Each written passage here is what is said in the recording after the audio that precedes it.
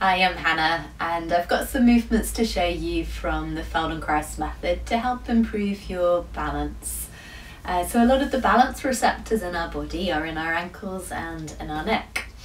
And a lot of the time for people, as they age, as things stiffen up, they lose mobility in their ankles. And I'm going to show you some ways that we can increase mobility. So people don't always equate better balance with more mobility. Sometimes people think that balancing is about fixing and getting more kind of stiff, more solid. But actually balance is about making a series of tiny adjustments, especially in the lower ankle joint. And if you ever get to see a tightrope walker walk, you can see how many little adjustments they're making. There's a lot of flux in their ankle joints. So to find that for ourselves in a solid way, please plant your feet on the floor. You can do this in sitting in a chair or however you're comfortable, just where you can have the whole sole of each foot on the floor. And could you play with rolling your feet so that you roll more onto the outer edge of your right foot and then onto the inner edge of your right foot a few times? Just feel how far can you easily go in each direction, and have a play with the same thing with your left foot. You may well find your 2 feet move very differently to each other. And often to begin with, you'll find it's easier to do it and to let your knee move from side to side also. So you can go ahead and let that happen, which means that more is happening from higher up. And then have a play with keeping your knee fairly vertical to the ceiling and just see what you can do without letting your knee come away very much from the vertical. Perhaps it needs to a little bit. So you'll feel, if you hold on to your lower leg as you do that and you keep this part very soft, that there's a little bit of rotation and movement in your calf muscle and in your lower leg as you roll your foot onto its inner edge and then onto its outer edge. You can see what my hands are doing perhaps in the video.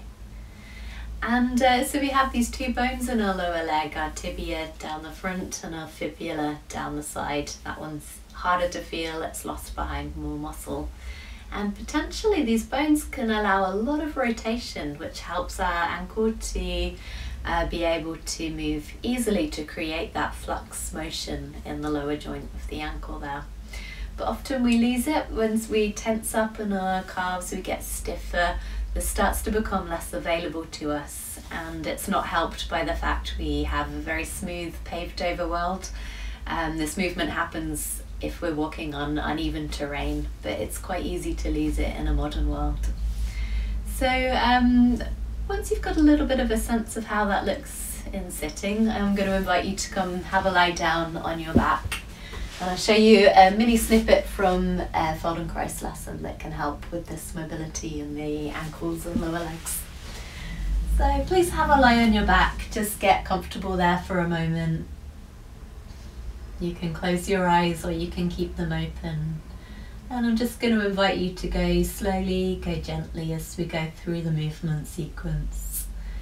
And this is video, so I'm doing it too, but the idea is by no means that you try to look like me. Normally in a Feldenkrais class it's taught only through verbal instruction, so that you can find how things feel for your body from the inside, figure out what's right for you for yourself. So please bend your knees, have your feet standing, and just find a place where your feet can be quite solid, quite comfortable, where if someone was going to sit on your knees, that's where you'd put your feet in order to take their weight. And then in lying, just go ahead and return to that movement with your right foot of letting the weight roll onto the little toe side and then onto your big toe side. And to begin with, just allow your knee to gently follow so it can tilt from side to side. And you keep looking for, is there any extra effort going on in your calf muscle or your leg that you could release, that you can kind of look to do this and be quite lazy with your muscles. And then pause for a moment and have a play with the same movement of your foot, but without letting your knee move very much from the vertical. So you keep your knee pointing up to the ceiling.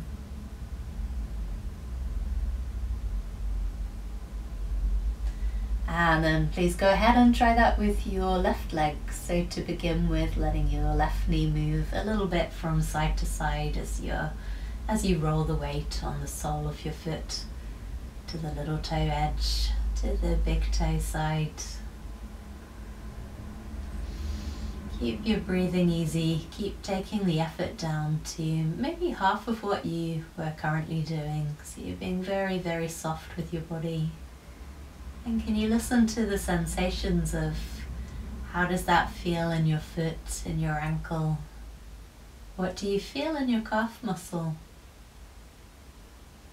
What do you feel in your thigh and in your left hip? And then could you carry on, but see if you can keep your knees as still as possible, keeping your knee pointing to the ceiling.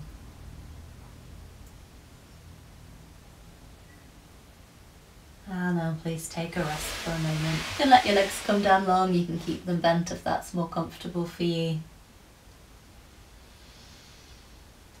For most people, you'll find quite a significant difference on the two legs. If you look at a pair of shoes you've had for a while, you may notice that where the heels wear down on the back is different on the right foot and on the left foot.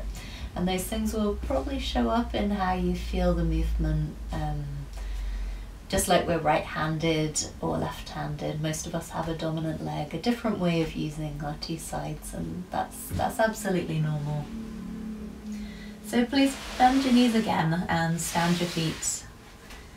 And this time we're going to do both feet together, so you allow both feet to roll to the side and then to the other side. So you're going to the little toe side of your right and the big toe side of your left, and then the small toe side of your left and the big toe side of your right. You can let your knees follow. And then can you do it without your knees following? And then could you move so you go one way with your feet, then let your knees come afterwards. And then can you let the soles of your feet return to the floor before your knees move, and then bring your knees back after. So you're kind of breaking down the movement to feet to the one side, the knees follow, feet return to the middle, knees follow, and then try that to the other side.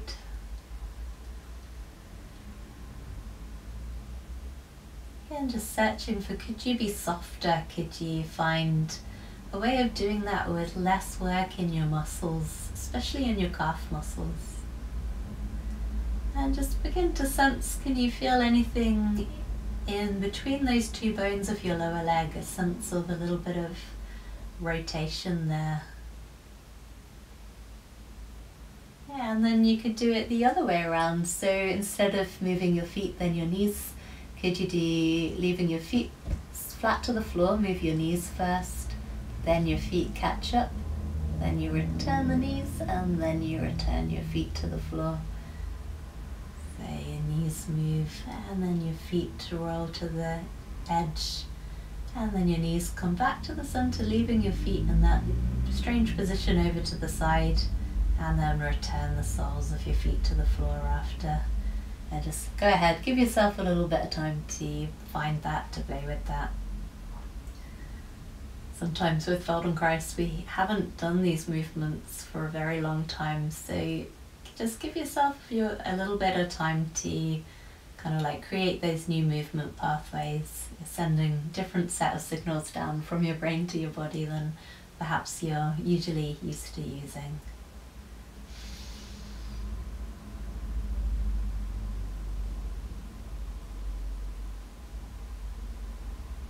Okay, let your legs lengthen down. Notice any different sensations in your legs. Notice if your legs feel longer, if you have a different sense of openness across the front of your hips. And then when you're ready, please come back up to standing. I'm going to sit because of the way the video is, it doesn't work if I stand up. But when you're standing, just take a moment to see how do your feet feel on the ground. Can you roll a little bit across the soles of your feet? Has that got a little bit easier? Do you feel that sense of rotating in your calves and your lower leg a little bit more? And then please go ahead, have a little walk around the room and see how you feel.